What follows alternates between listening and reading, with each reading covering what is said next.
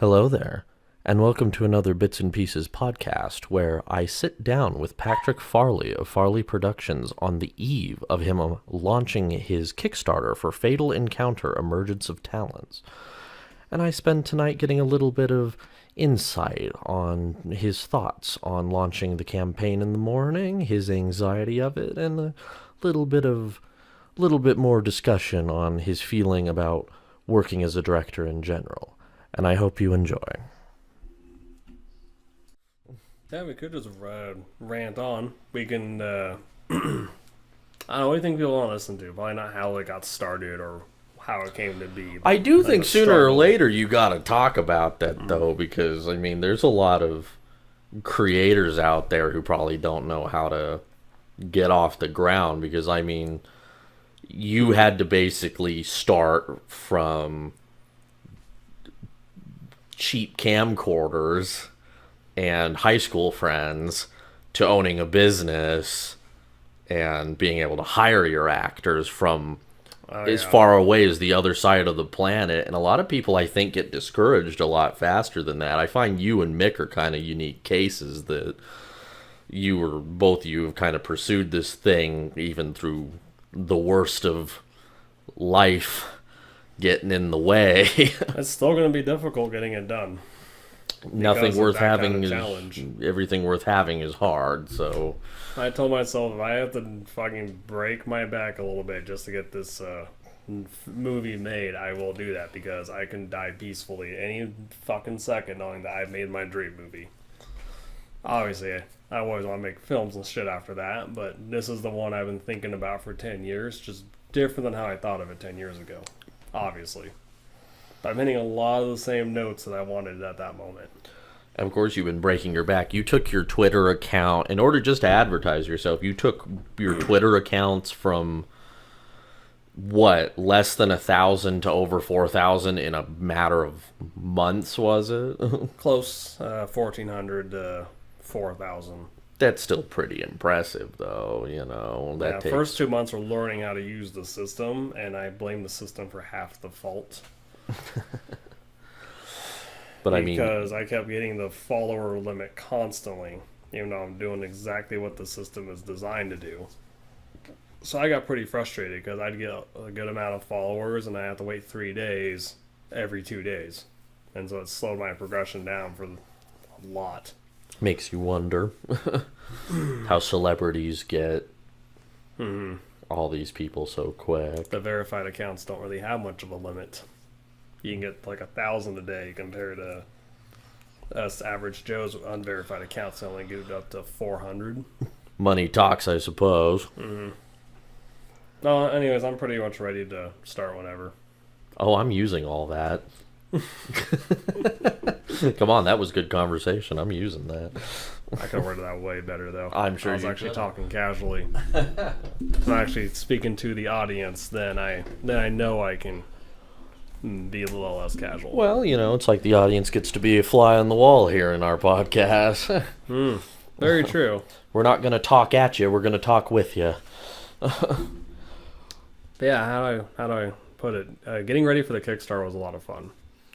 And I tell people we've had a 6-month prep time from October to April. We've actually been kind of prepping this and thinking about it and working at it for a year before that. We filmed our first version of a Kickstarter video in April of 2019 before COVID started.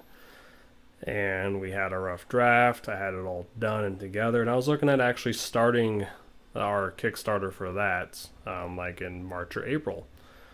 And kind of once the pandemic started, I highly reconsidered. Because I had the confidence before, and then as it got closer and closer, I had to keep pushing it back, all my confidence was gone. And then I started looking around saying, okay, well, how did people get through this before and during COVID? And I was watching a lot of campaigns really closely. And one campaign I watched before COVID was Mandeo Returns, and he had this guy on his reward section saying like green lit in 5 days, free consultation call with a guy named Justin Giddings. I'm like, yeah, I can use a a free call is going to get like different perspective on what am I doing right or wrong. And I don't care if I'm doing 100% of it wrong. I just want to know. Someone give me 10 minutes of their day to let me know, hey. Just need some perspective. Mm-hmm. Because I was actually considering Indiegogo, the flexible goal. So, and that's how discouraged I got at some point. And all of us were depressed. All of us were out of money. And I didn't want to release a fundraiser in 2020. And it wasn't until August to September that I'm like, you know what? If I actually change my mindset and redo the entire story on the movie, I get professional help, or at least near professional help, and I just grind at it, and I can use that positivity to boost the team to do the same way, and even find some more team members. This can happen. And I don't care if I have to pay out of my own wallet sometimes to make that happen. Obviously, I can't give my entire check away to the movie every check. I got bills to pay too. I got stuff to take care of. But if I can throw a portion of it at it every time, I can get this done. And I don't mind, because me taking the check home from a fundraiser has never been my goal. It's to get the work done, have fun, create something we all enjoy, something we can all look back upon it, and be whether minorly successful or decently successful. And I'm not talking about financially. Just something we all want to do and get better at. So the next project maybe after this could be that one financially for all of us, or whatever. I mean, I have seen, we have come a long way with it, because I've been sharing a lot of your older stuff on Facebook, and I've gotten a few comments from people I know saying, wow, I mean, there's such a big difference between the first, the second, and the third one in just a span of a handful of years.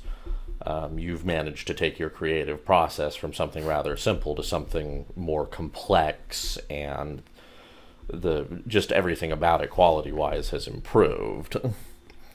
So I think that's a big credit in your favor, that you want this so much that it isn't about money. You've worked on your art, you've worked on your craft, and you've made rather large strides in small amounts of time, because it's something you're really hungry for, it's something you really want, and that I feel that dedication really comes through on screen. I definitely agree. But with all things you're really dedicated and passionate about, it's good to have a good support system to fall back on. Because when I look back at the early 2011 to 2015 days, I had support, but I had to pull all my friends and family favorite cards. And I got so tired of doing that. I just want to be able to go up to somebody and say, hey, you want to be part of this movie? And we just go out and have fun. And then, of course, as the years go by, now I have to start increasing my standards. Yeah, I can still pull people with no acting experience. But at the same time, I also need to pull people with experience. Because I know that I can't have all the experience, and I can't play every role.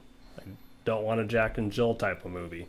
I want somewhere I can have a collaborative process of everyone's opinions coming in to an extent, and then we can all make something together. Actually, yeah, that is something I find somewhat unique. I don't know how, I haven't been in a lot of other storyboarding, but you do, before it gets to the filming phase, you are more democratic in your way of approaching the film than a lot of people usually are, because they have their idea in mind and they don't want to hear it from anyone else.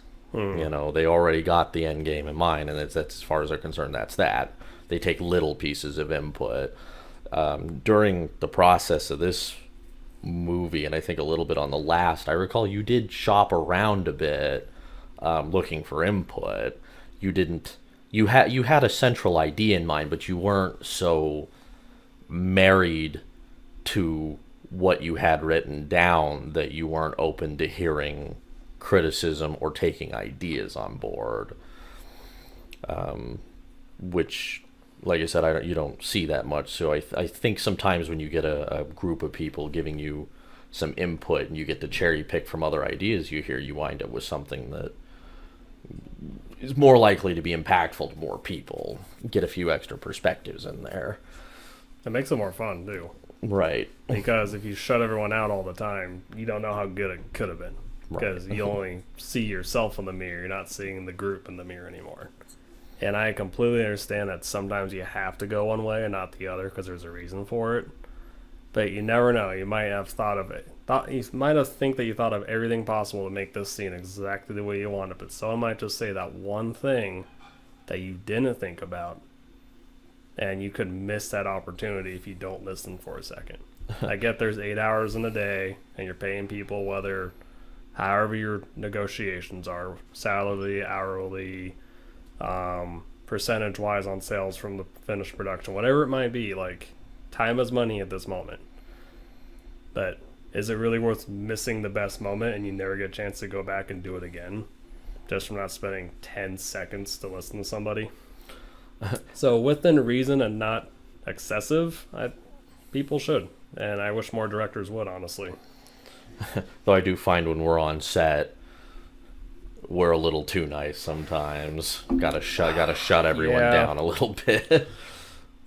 This is the wrong time to let that. It's great that this has gotten your creative juices flowing, but we needed this back in the scripting stage, and we're on the filming part of it, and little tidbits of, hey, maybe this move or this combination of actions here might befit the thing better, but you still gotta rein it in, gotta reel them in a little bit. Like, no, the whole scene's not changing. I'll take the little suggestions, especially if something's not working out. We'll take the little suggestions, but I'm glad you got your creative juices flowing, but I need you to shush. I need you to shush and just do the shot as I've asked it. It's worse when you have the ones who aren't really contributing anything. They're just there to be there, and they keep delaying the production. That's the ones where I've learned where I was way too nice last time, and if I happen to get carried away and happen to have another similar situation, just go, hey, Pat, you need to tell that person to take a few hours off. Go send them on lunch. Whatever. I'll go ahead and fucking I'll breach this. He's being vague. I'm not gonna. We allowed a person to come on our set that was not actually any real part of the production whatsoever, and they would do anytime there was a call for a cut or the camera wasn't rolling, they would do everything in their power to distract everyone. They just needed to be the center of attention, and they were not helping in the slightest. They were making things harder and just ratcheting up the tension between everyone who was supposed to be on screen, because everyone's getting fed up in their own way with the nonstop distractions and the irritating running commentary that wouldn't fucking pipe down from the peanut gallery. And I think we got to be more careful with open to closed sets in the future. I definitely agree. I honestly think we have a really good cast and crew picked out, and I can't wait to film with everybody. We got Johnny Kinch, Nick Messersmith, Mick Barnes, yourself, me, and we also have a few other people I can't talk about yet because we're still like in the writing phases. But with people that we already have, experience to non-experience, I can't wait to work with everybody. Yeah, I mean, it won't be the best travel accommodations if we can't hit some stretch goals, we can't get to some certain markers. But I think that everyone's passionate about enough to where, okay, like I'll take the sleeping mattress on the floor or whatever. Like, even I'll like stick it out with everybody, and we'll get through it. And that's what's going to be the best part, no matter what. We're excited to get this done, but we have had to take a bit of a ragged edge of disaster approach here, that we're trying to make enough money to make sure it gets done, but not necessarily comfortably. But we've shown the ingenuity in the past so that even with lack of resources, we've still come out with a very good product. And this one's going to be even better than our last ones. Because this time we'll have a budget. It won't just be a no-budget movie. It'll be a budgeted experience. I also feel like, along with that, as you were touching on at the beginning of this, COVID gave you a whole extra year to yeah, it gave you a whole extra year. Oh, man. Because I remember we had this conversation. I said, I know you're upset that you can't launch when you anticipated, but I mean, you've now got time to go back and refine everything and really, really get it to the best thing it can be. And over over a year, I think your script went through, I want to say 4 or 5 rewrites of big or small type. Mm-hmm. And I feel like we've got it really down to the point where everyone looks at it and goes, "Yep, I can't think of anything else."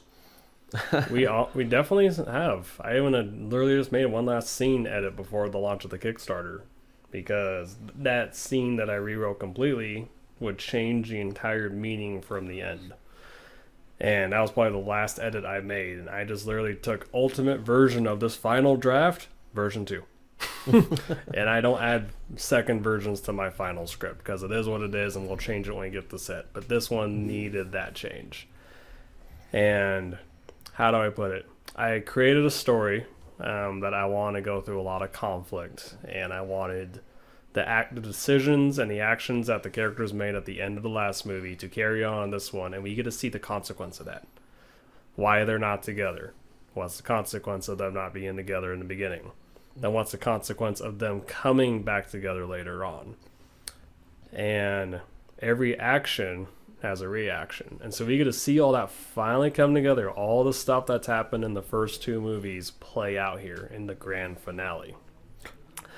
And my problem was that I didn't have much tension, if any at all, between a lot of the characters.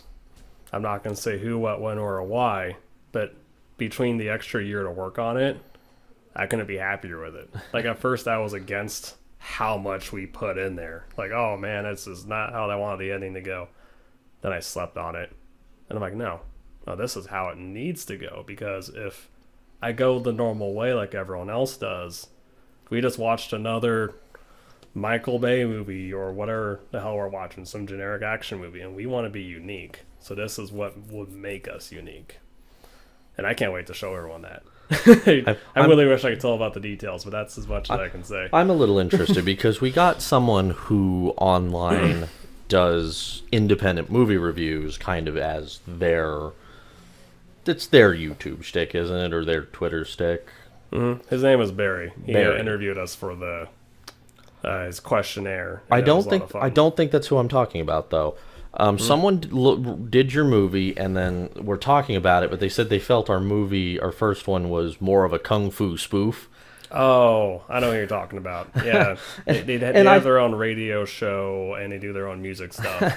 And albeit I didn't find the idea of it being a spoof to be particularly insulting or anything of the sort, but I feel like we're like, okay, Kung Fu Hustle is a pretty amusing movie, and if that's what we're kind of getting held to, fine.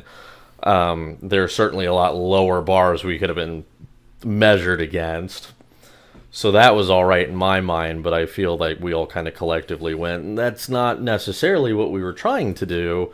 So when we got around to this script, we went, okay, hold on. I also... Let's try to not let it cross that line. Yeah, there are some lines in the last movie where I'm like, yeah, I guess it is kind of just like you're evil, yes I am, stop me, okay, we fight. I get it. I can see how that can come across to a lot of people, and okay, cool.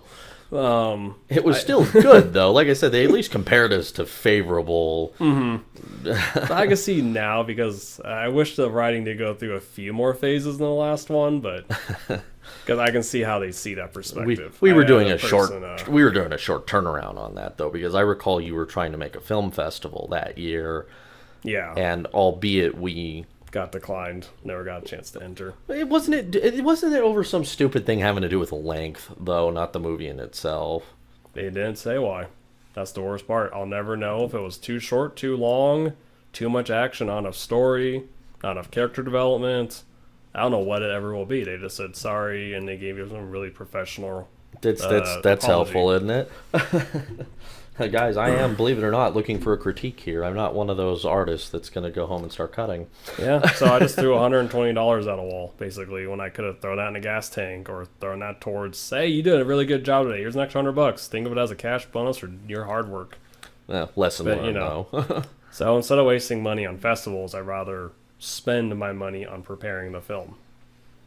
Because that's a lot better to me. Buy an extra prop. I'll do anything to get it taken care of. I had someone compare a movie to the best thing since The Room. The action movie of The Room. I forget exactly how I worded it because I'm just a little tired right now. But At first, I was offended because I'm like, well, The Room was a movie that's so bad it's good, but the way this person was thinking doesn't necessarily. There's nothing really wrong with saying it, because The Room is still very enjoyable to watch. It's just not something I want to be, not the level I want to be at. So I felt a little insulted because I really feel like our film is better than that, but it's also not doing any harm. So I just left that statement there and said, hey, thanks for enjoying it. And if you enjoy it for that reason, cool. That means you'll enjoy the next one too. I remember I had the conversation with you that I'm like, yeah, on one hand they're saying it's not well produced, but The Room is one of those movies that you turn on and it's just so ham-fisted that you really can't stop watching it. You really want to see where this is all going.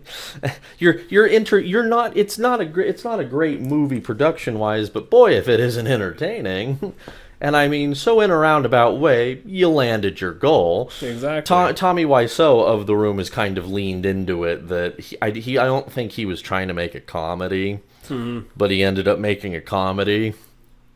And I think in recent years he's just more leaned into that. Because I think the last thing he tried to do was make something funny instead of something dramatic, and it worked out. I think I heard, they even made a Broadway or another movie about the making of The Room. I need to watch that still. Well, so he turned it into something nonetheless. So I mean, just because you made something that's bizarre but still captivating, it's not really a bad thing. At least they made it to the end of the movie without turning to someone and going, how much longer is this? I'm bored. And I would rather turn out a hammy or corny movie that's interesting than something someone wants to turn off halfway because they've completely lost interest in any of what's going on. And I agree, and there's a lot of technical issues that led to a lower production. Like, a lot of people don't know this because I don't publicly say it, which I will now. I filmed it at 60 frames per second because my young, naive self thought, hey, 60 frames per second, more frames, you can smooth it out, easier for slow motion, it looks great. Then you get into post-production going, well, I fucked up. Because films are shot at 24 frames a second. Not often do they go up to 48 like The Hobbit. It's usually a stylistic choice at that point. And I thought I was making a stylistic choice. Instead, I just kind of put a nail in my coffin. Because in order for me to get that cinematic look I want, I had to knock it down to 24 frames a second. And when you go less than just directly half, so half of 60 is 30, it would have been fine. But 60 to 24 is where all the technical issues came into play. That's why the last movie has no motion blur of any kind. So it's slightly off-putting. And it's why a lot of the fast, smooth action scenes that we filmed are more on the slower side. It seems a little slow. Because I had that technical issue in post-production. Hey, I learned my lesson. And we actually did go film a teaser up in the forest nearby where we live, where I actually got to test all my mistakes. Well, actually I should say test from learning from my mistakes, so I'm not making the same mistakes twice. And oh my goodness, it looks great. And then when we went to go film our Kickstarter video, we made a couple more small mistakes, but it's something I just learned from on top of that too, which means by the time we get to the actual production of the movie, we're not going to have those mistakes. We've learned already, and now it's time to hit that professional quality we are looking for. But I mean, that is a large part of being artistic, is you got to make mistakes to get better. As I mentioned previously, that I had a lot of people mention to me that the quality of our work has improved dramatically over the last, say, 5-6 years. And I do feel that is owing to we made mistakes on the way, but we bothered to learn from the mistakes. I didn't full disclosure, I hated the new Star Wars movies, especially The Last Jedi, but one line from the movie that does kind of stick with me, I believe, I'm possibly going to butcher this because I've tried to block as much of that fucking movie from my mind as I possibly can, but I recall at some point Yoda says, greatest teacher failure is. And so, we've made mistakes on some of these things. We've had things go very wrong. I don't think we've outright failed in any of our endeavors, but I'd like to think that every time we have a misstep, we go, okay, noted. We will keep that in mind the next time around, because sometimes you can't. Like during the first, in 2 movies ago, we shot a scene where the first time Zach is introduced, it's near a truck stop.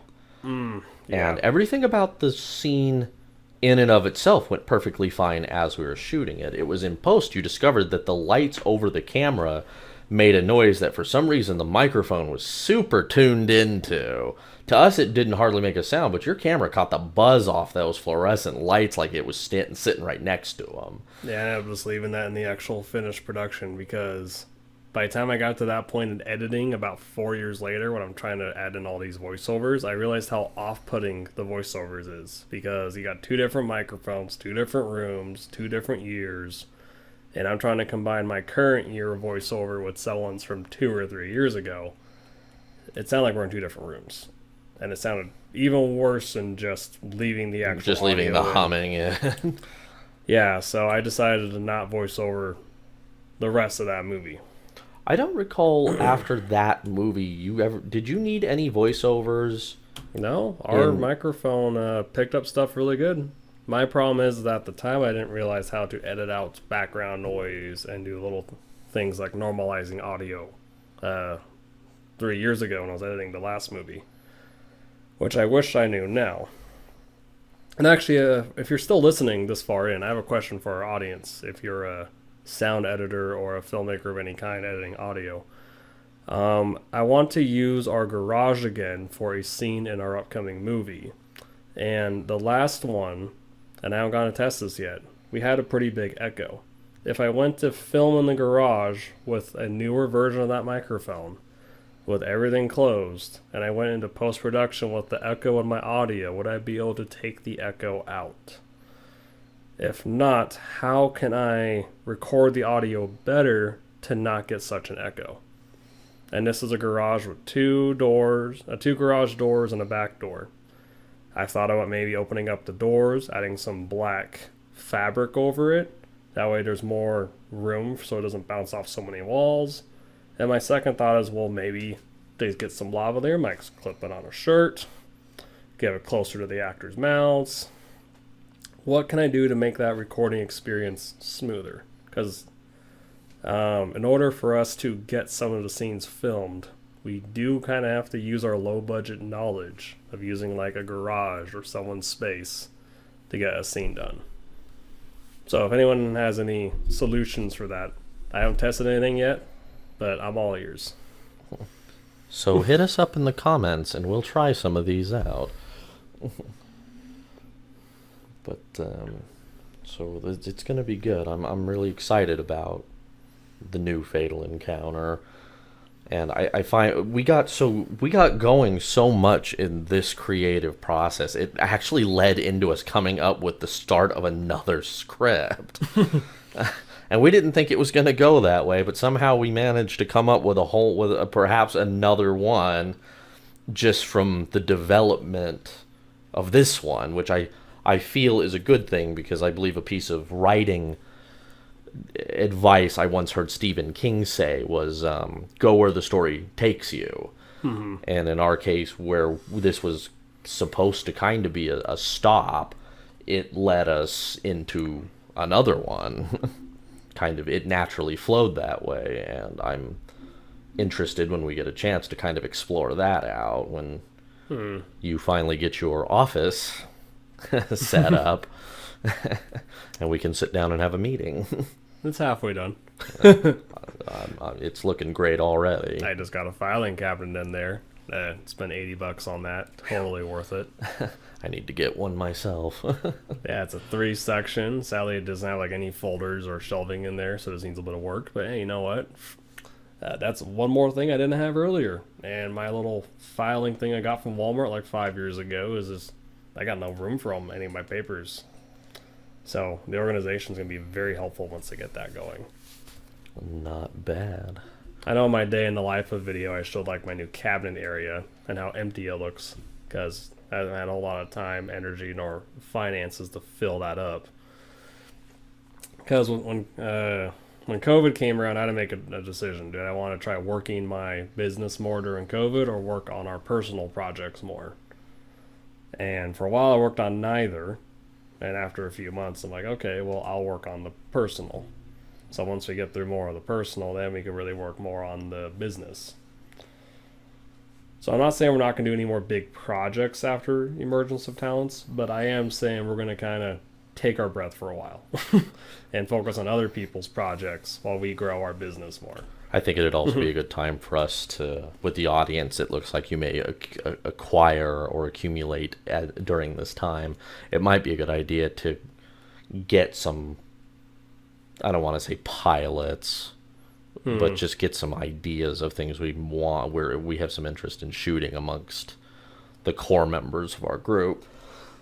Excuse me.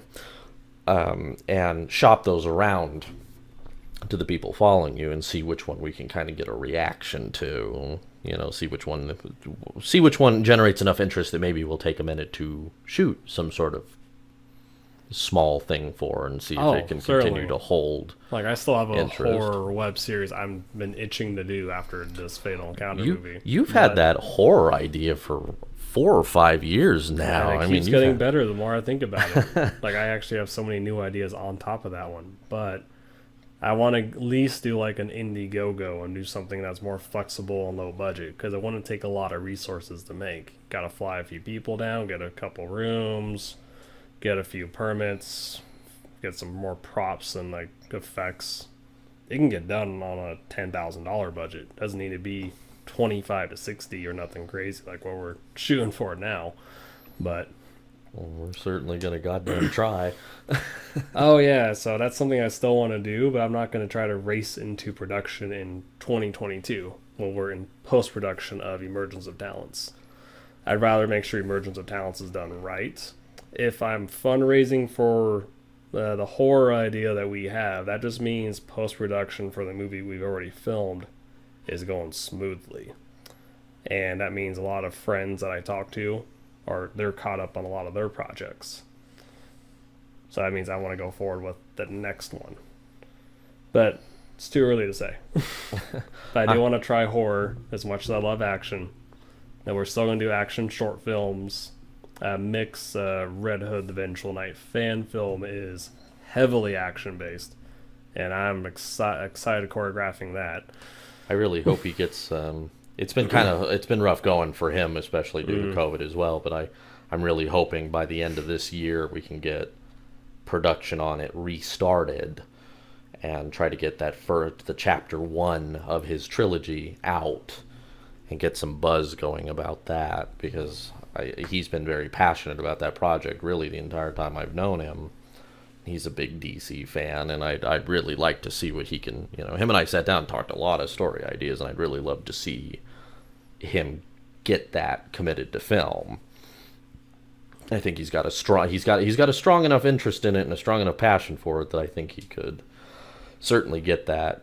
It'd certainly be one of the better fan films, and I'd really like to see it.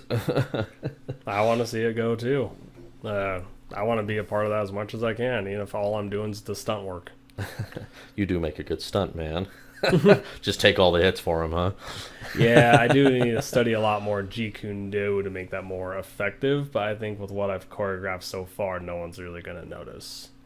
It takes a lot of little details to know that. I think the only pratfall he's somewhat fallen into, and I am glad it's not one you've had to experience yet, is he has one actress in his movie he has to have her, and it's tough to book time. She's got a lot going on, and that's a tough thing to have to rely on someone who doesn't, as much as they want to be a part of what you've got going on, they can't always necessarily clear their schedule for you, and so you've got to try to accommodate them as much as possible because they're too important not to use. That means you have to make their schedule the number one priority, and everyone else has to fall in line with it, even if you have to shell out a few more Jeffersons to get that to happen. It sucks, but it will get it done. And I'll talk with them more about that, too, because I put some actors and actresses in a higher priority because they are unreplaceable or not easily replaced. And so if I have to take a night off sleeping to make sure we film that one day, then that's what I'm going to do. And I don't know his exact situation precisely, but I'm willing to help out every step of the way. That's as much as I can really say to that. I want to get it done. So if I have to go like, hey, let's just pay for her plane ticket and buy her a nice hotel room, and then we'll just shoot everything, all her scenes in a week, and then done. I will make sure that happens. I don't care if I don't get paid that week. Let's just get it done. And I can't say that I do that for everybody, but Nick is one of them. I'm excited. It means we might actually be able to get 2 projects potentially in the can at least by the end of the year. That'd make up for 2020. I'll tell you what. That would be awesome. Because I'll talk to Patrick and maybe we'll go into detail with this in another video at some point, maybe in the middle of the campaign, maybe some other time. But every person in our group, in one fashion or another, we're all hoping 2021 was I don't know why all of us thought just because we incremented 2020 to 2021 things were just magically going to get better, because I actually think for every single person in the group, things actually got worse for the first month or 2 of 2021. One got so bad I had to let him go. I just couldn't handle the stress I was getting. And I mean, but every one of us who got into a bad situation right at the beginning of the year, I feel like every single one of us has turned it around in a big way, though. Like each one of us navigated, at least amongst you, me, and Mick, kind of the big 3 here at Farley Productions.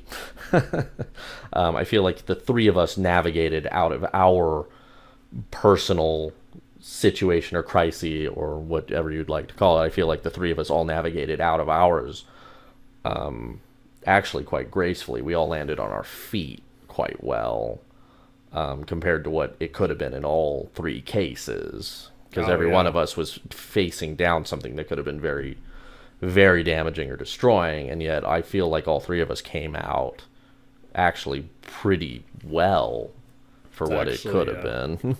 Fun fact, it was actually during the time we filmed our Kickstarter video in, early to mid-January? Yeah. We were filming that, and this was the first time we got together since the holidays.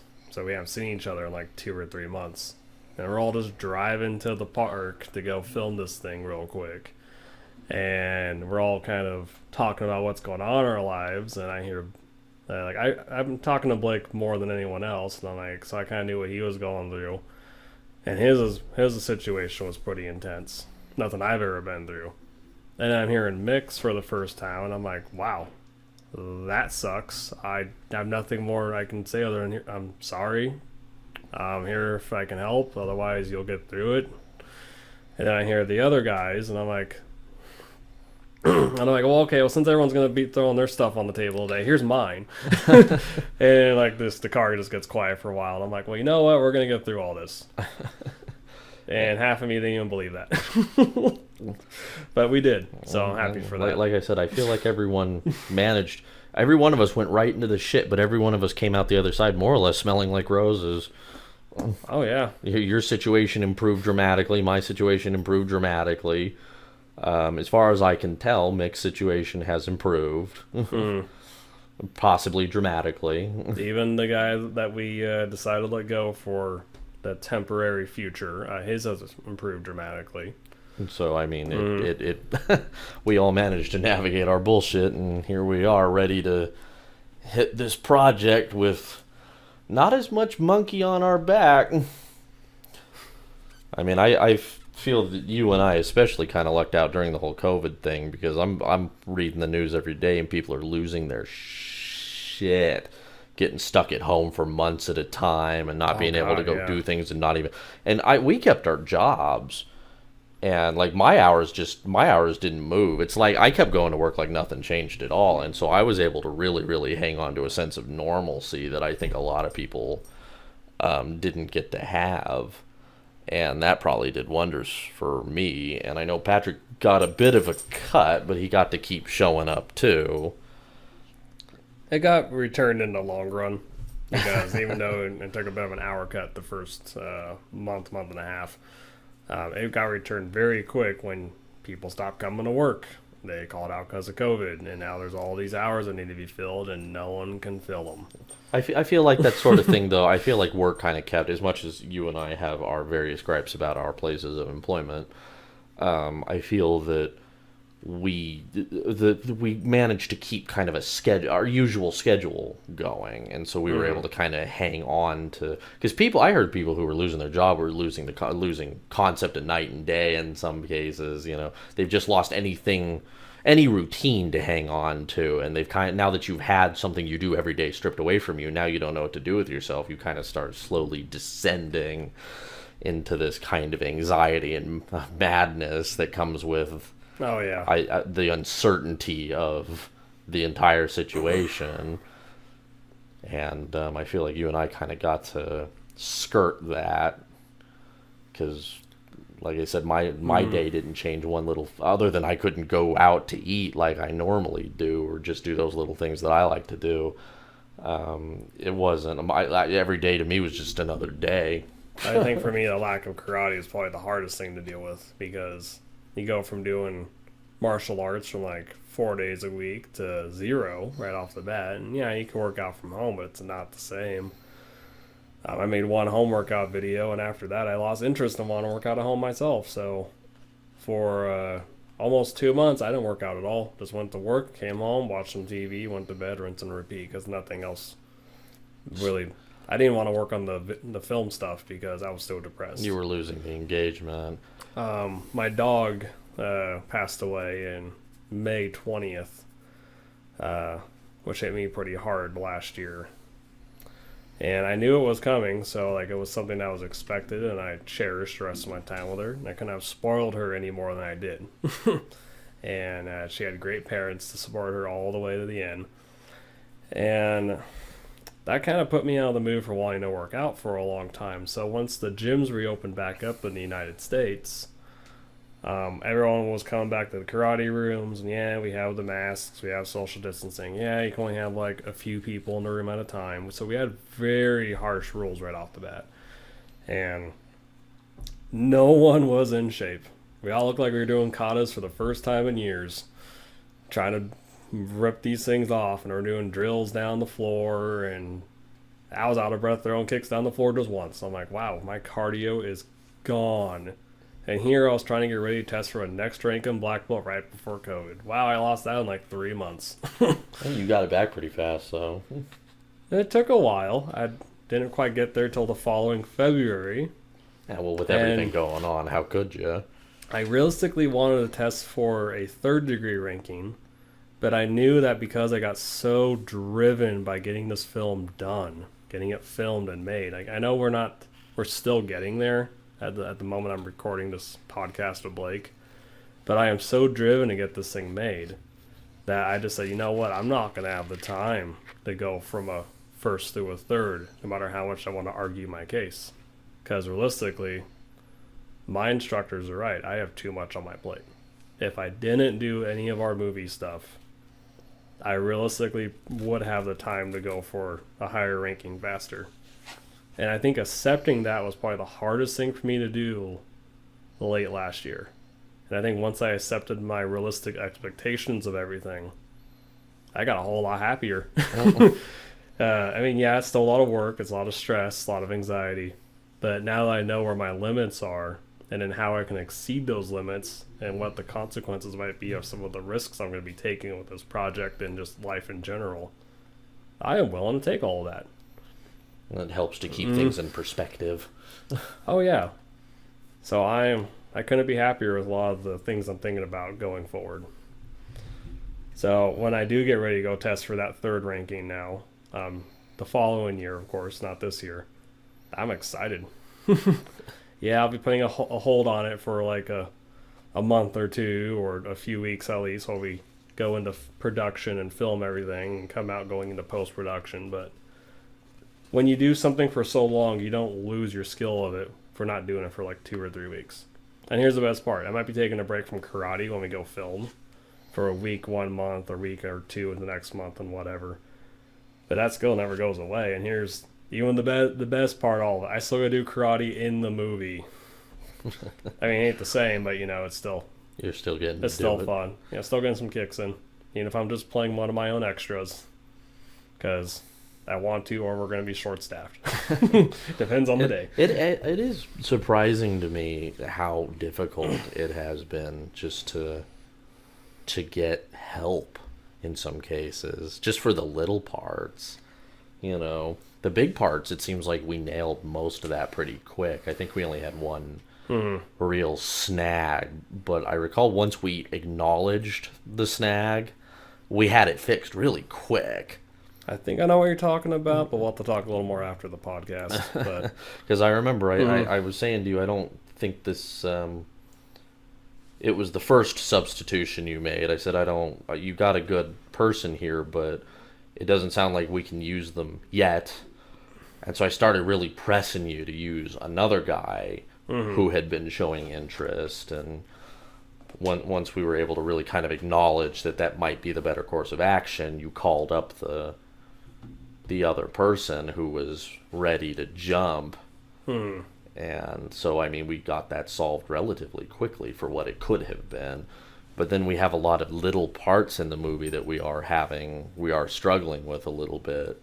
Yeah, I still need someone to play the presidents of the United States. So if there's anyone from the Reno, Nevada area looking to play a presidential figure for a newsfeed scene in front of a green screen at my own personal house, you're invited.